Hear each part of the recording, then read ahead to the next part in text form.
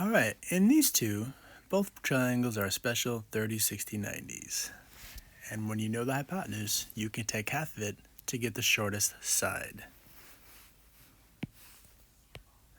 And when you know the shortest side, you can multiply it by radical 3 to get the long leg.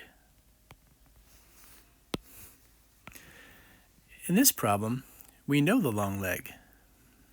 Recall number 58, that when we knew the shortest side, opposite the smallest angle, we multiplied the shortest side times root 3. So to go backwards and to go from the long leg to the short leg, we would divide by root 3. Well, in number 60, that's what we have. We have the long leg, so to go to the short leg, we'll divide by root 3.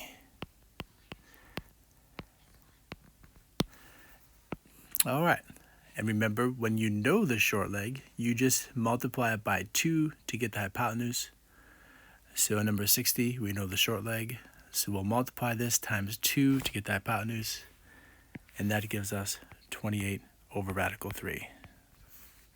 Now these are the correct answers, but simple radical form would earn a little bit of extra credit. I recommend you just stop here, which is the exact right answer, for 100% credit.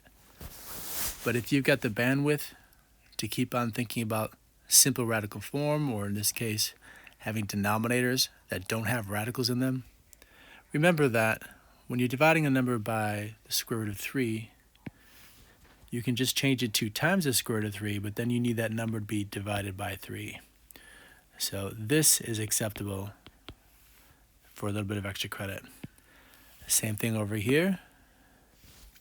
14 divided by root 3 will be 14 times root 3, but 14/3. We derived why this is the case in class, but for now, we're just going over the pattern.